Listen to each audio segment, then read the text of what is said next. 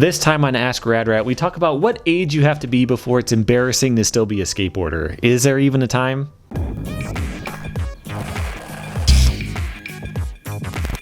Welcome back to Rad Rat Video, a channel about skateboarding where I answer all of your skateboarding questions and I play skateboarding video games and I do all kinds of stuff. Today I'm answering a few of your questions. The first one is from Patreon by AVG. If you submit your questions through Patreon, you will definitely get an answer either directly as an email or on camera, depending on what it is like. All right. Their question is, I wanted to ask, what is your setup like? Do you have any very specific gear that you need to have in your setup? And how long did it take before you found what works for you? Do you ever switch parts in or out depending on what you're going to do for the day? I never got to a point where I would switch out parts because I would always have two boards. I would have a street board and a freestyle board. And I've tried throughout the years to make a hybrid board that could do both, which is really complicated. And I ended up not being able to do it. I tried to skate freestyle on just a normal street board, but put freestyle, you know, like the trucks are supposed to be smaller, so it'll be more stable on the rail.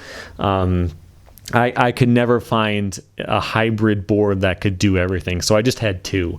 So my street board is an 8 1/8 inch wide. That's the size that I like. I could probably do 8 1/4. It's like that much different, but that's how I skate it now.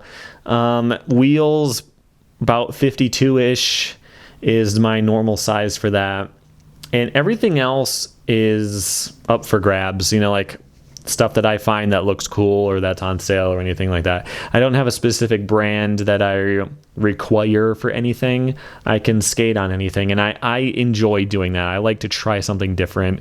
You know, I'll buy a board based on, you know, what looks cool or something I haven't tried before. So I don't get too specific with that stuff, but the sizes are pretty much set in stone. For freestyle, there are things I would like to try, but I really prefer if both tails are the same. Some freestyle boards have a tail but no nose. It's just like a flat. There's a nose, but it's flat, so it's more stable for certain types of tricks and things like that. I like it to be exactly the same both ways. So about 7.4 is what you can do with that. You are kind of stuck with what trucks are possible, because again, the trucks have to be more narrow than the board. So there are some specifics there, but I like to have skid plates and grip tape on the tails for Caspers. But yeah, there are only a few brands, so I guess I could be really specific about, you know, I use Mode, really specific about what brand I use, but that's only because there's like 3 of them. But that's it for that. Next question is from Johnny G. It says, I've been a fan of the channel for quite some time, so I have 2 different questions for you. All right, first question. Do you think anyone has actually surpassed Mullen when it comes to just difficulty of tricks, creativity, and consistency in the freestyle world? I still feel like Rodney's done stuff no one seems to touch this to this day. I think it goes without saying no one has competition-wise, right? Maybe Mike Osterman is getting close. Are the comps even filmed, really? Have a hard time finding footage and keeping up. So Mike Osterman is very, very good, but the name that came to mind is Isamu Yamamoto. The name didn't come to mind. I had to look it up because he's incredible. I'm going to show a little bit of his footage from a contest run if I can. If there's copyright reasons, it'll just be in the description. The full link will be in the description anyway. I want you to watch the whole thing. He's 15 here. I think he's 16 now, but this contest run is not a part. This contest run is ridiculously good. If he did this exact run in 1987 against Mullen, he probably would have won. This I keep wanting to call it a part because it's that good, but this run is incredible, and a lot of the stuff he's done is insane. So him at 15 is probably better than Mullen was at 15 at least, but Mullen at his prime, you know, he's in that same ballpark where he could potentially have gone up against him. Now, the thing is, Mullen was inventing a lot of that stuff. You know, a lot of the stuff that he would come to a contest with and do, he came up with and also was at 100% consistency. Mullen would almost never bail. He would come up with a trick and just drill it until he had it locked perfectly.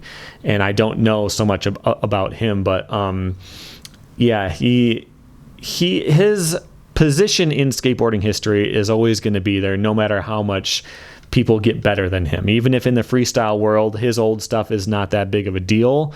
I mean, it still is, but in the future, at some point, if Mullen has been superseded so much that he's kind of not a big deal, his influence and his history will always be there. But check out that name. Again, it's in the description if you want to see some very high-end current freestyle.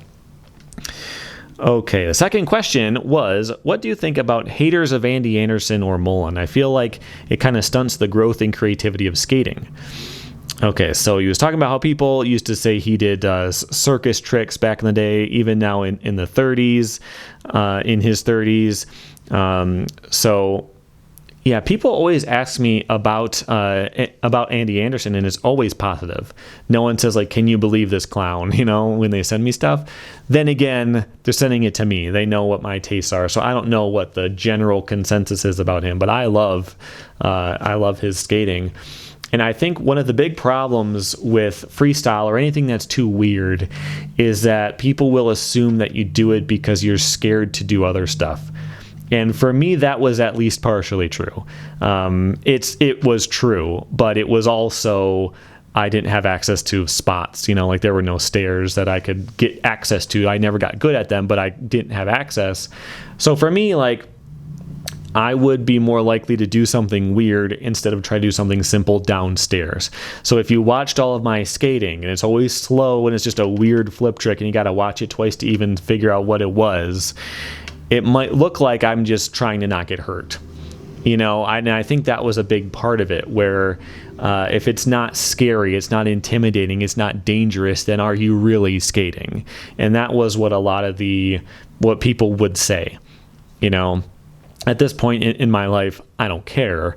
But, at some point when you're skating and you're the guy doing that weird stuff, is there a real reason? What's the real reason you're doing that? Are you too scared to kickflip this 3-set like I just did? That's why you got to do that weird, toe flip or something like that.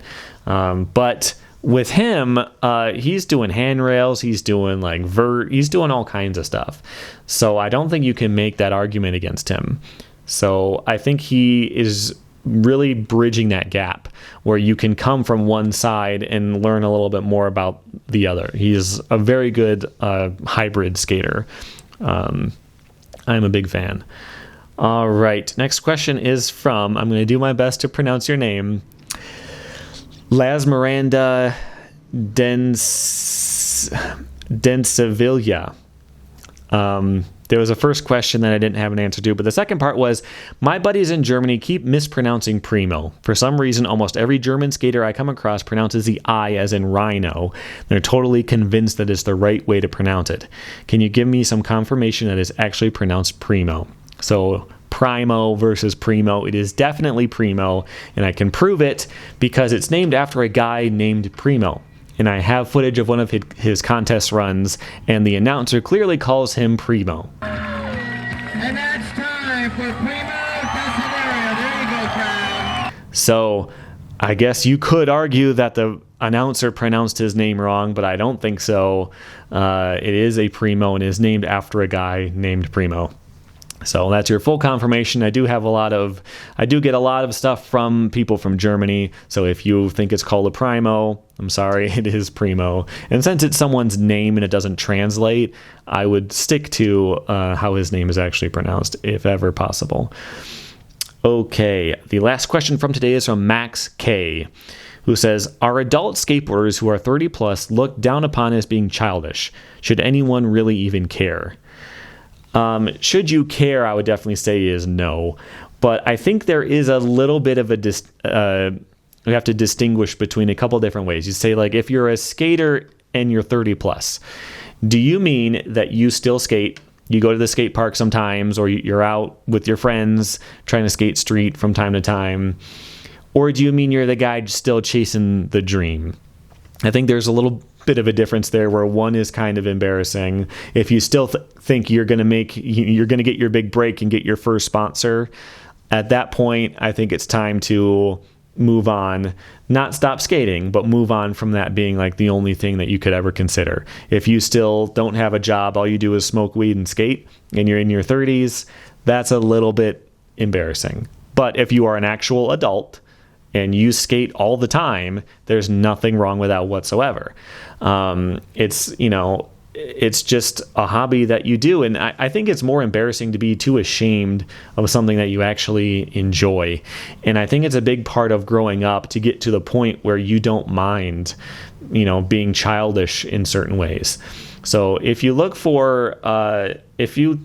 up comic book, like something specific about comics, like some really in-depth stuff about comics, you'll find channels by teenagers. There are a couple. And then most of them are guys who are in their 30s. Because I think in your 20s, you're a little bit too embarrassed to be into childish stuff. You're trying to grow up. You're trying to get past that stuff. You're trying to show to girls that you are cool and you're adult and sophisticated and stuff like that. But at some point, you get old enough where you don't care anymore. And you just enjoy the stuff you enjoy. And so there's this, I think that being more openly and obviously into skateboarding in your 30s is better than being ashamed of it. It's more adult, it's more grown up to own the things that you're into, even if other people aren't. Even if you have a giant Spider-Man in full costume, life size in your house, that's less embarrassing than really wanting one and not doing it. So I think being able to stick to the stuff you like and having confidence in yourself and owning the things that you're into is much better. So that's my thoughts on that. I don't know what you would have expected on a skateboarding channel. Of course, I'm not going to tell you to be embarrassed of being a skateboarder. You definitely should not care. So that's it for now. If you have questions, you can submit them on radratvideo.com. You can submit them through Patreon to 100% definitely get an answer. If you want to support the channel, you can either do it through Patreon or by hitting the join button here on YouTube. And I will see you next time. Thanks for hanging out.